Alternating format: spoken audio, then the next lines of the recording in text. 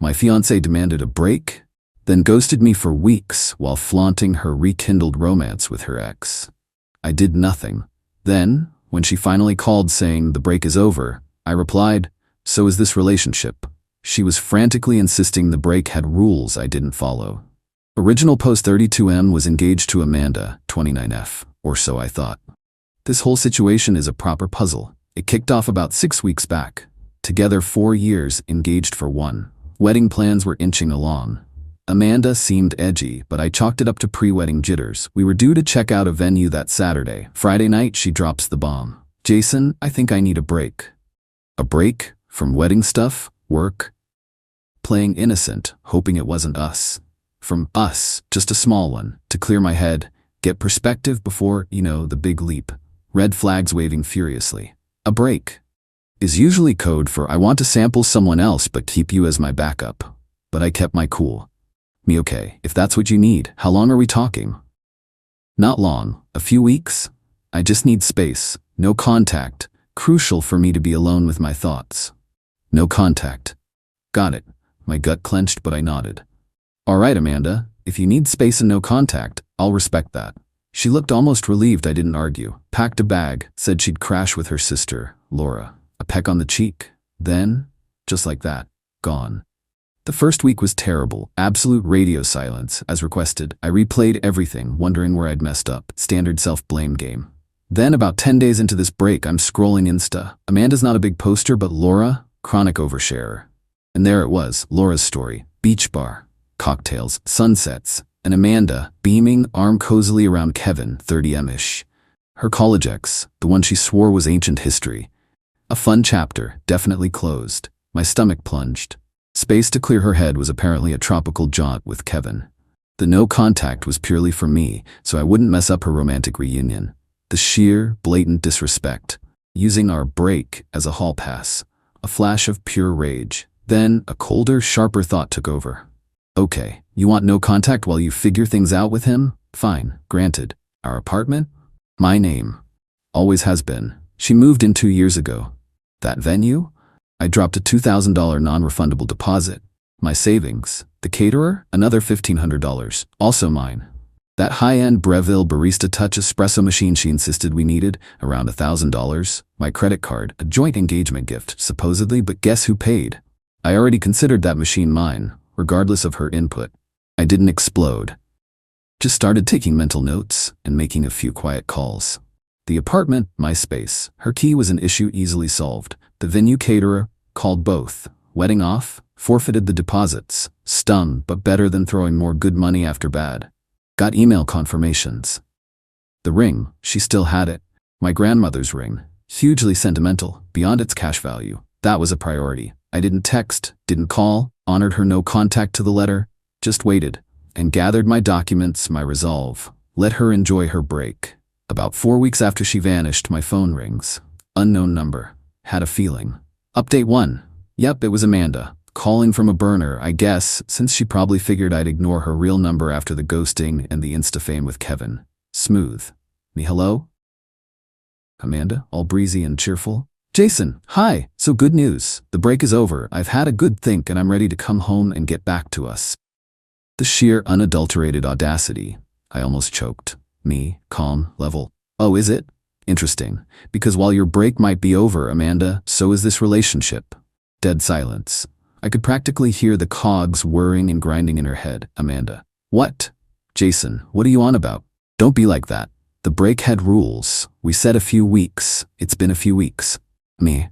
The rules were no contact, so you could clear your head. Which you did, on a beach with Kevin. I saw Laura's Instagram. Looked like you two had a fantastic time. More silence. Then a sputtering noise. Amanda. That was nothing. Kevin was just around. Laura invited him. It wasn't like that.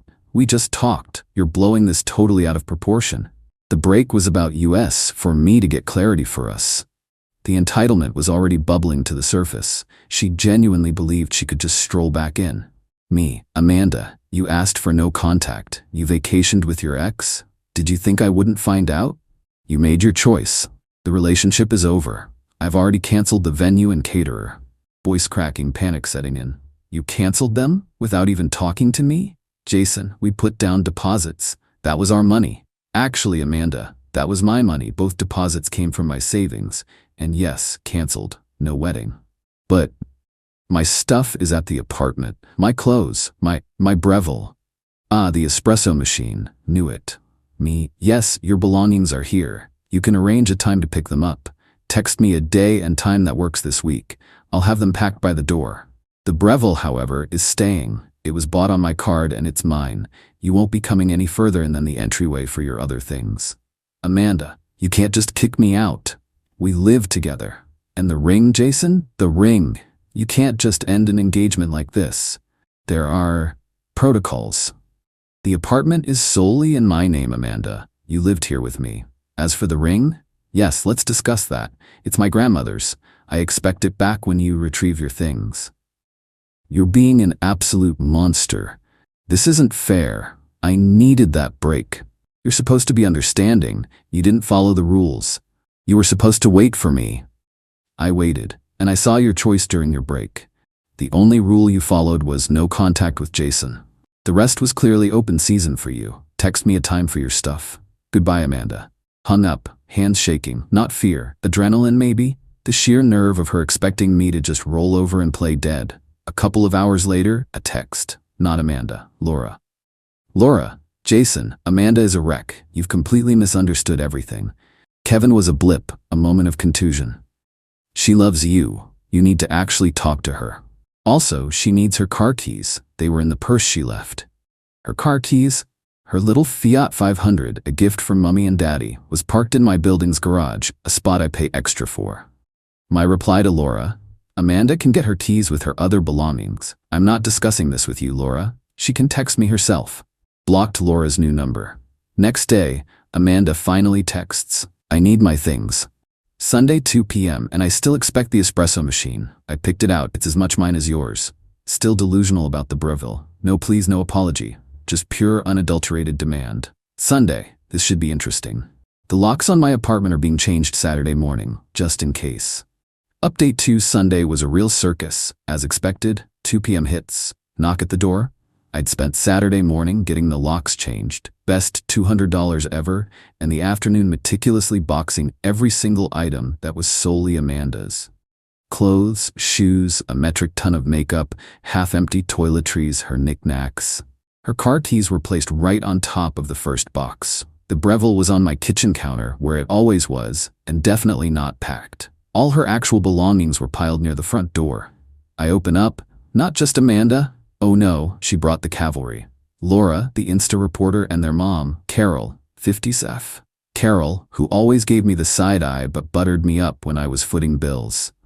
Amanda looks like she's been dragged through a hedge backwards. Puffy eyes, but a defiant scowl. Laura's radiating fury. Carol immediately slips into concerned matriarch mode. Carol, Jason, dear, Amanda mentioned a little misunderstanding. I'm sure we can smooth this over. She just needed a tiny breather. Carol, no misunderstanding. Amanda took her breather with her ex on a tropical island after demanding no contact. Engagement's off. Relationship's over. Her belongings are packed by the door. I waved at the mountain of boxes. Her car keys are on the top box there. Amanda, eyes darting to the boxes, then passed me to the kitchen counter where the Breville sat. Where's the Breville? You said you packed my things. I told you I picked that out. It's ours. Me, I packed your things, Amanda. The Breville was a gift, to us, yes, but paid for on my card and it stays with me in my apartment. Consider the coffees you had your share. You can't do that. That's basically stealing. She loves that machine. Not stealing if it's mine in my apartment. Take the rest of your actual belongings. Jason, this is hardly appropriate behavior. After 4 years, Amanda's been terribly distressed by your coldness. And changing the locks? So unnecessary. Me, changing locks on my own apartment after my fiancée ghosted me for her ex? Seemed pretty necessary. Now, are you taking this stuff or not? I have things to do. Amanda finally finds her voice, trembling with rage. Where's the ring, Jason? You said you wanted it? Gonna pawn it for your new locks? No, Amanda, I'm putting it back in its box where it belongs. The ring, please. I held out my hand. She made a big show of unclipping it from a chain. Actually wearing it. The nerve, practically chucked it at me. I caught it. Amanda, you'll regret this, Jason. Kevin actually gets me. He wouldn't pull this kind of stunt. Good for Kevin. Maybe he'll buy you a new Breville. Now, please take your things. 1 hour. I'll be in the back. They started grabbing boxes. Lots of muttered insults. Amanda kept trying to pick fights. My expensive skincare isn't even packed right. This stuff costs a fortune. Me, from the other room, should have taken it to the beach with Kevin. He's such a bore. Always said he was too dull for you, Amanda. Carol, surprisingly, was quiet, mostly sighing and shooting daggers at me. Then, the dirty trick. Amanda suddenly remembers some valuable heirloom jewelry her grandmother gave her that she thinks she might have left in my sock drawer, demands to come in and search. Me? Nope, not happening. Anything truly valuable you'd have taken on your break. I packed everything I found that was yours. If it's not in those boxes, it's not here. I'm calling the cops. You're stealing from me. Fumbled for her phone. Go ahead. Explain you left alleged valuables in your ex's apartment after you ditched the engagement for another guy, and now he won't let you ransack his bedroom. See how that goes. She glared but didn't call. Carol finally intervened. Girls, let's just get this over with. He's clearly not budging. A hint of wariness? They finally hauled the last box out, took the full hour with much huffing. As they left, Amanda got in a parting shot. Amanda, you're gonna be so lonely, Jason. You threw away everything for a stupid Instagram post. Me no, Amanda. I threw it away because you betrayed me and then expected a thank you. Goodbye. Closed the door, double-locked it. A wave of emptiness, then huge relief. Done. Or so I hoped. Yesterday, a letter. From a lawyer. Amanda seeking compensation. Emotional distress, shared assets. What shared assets?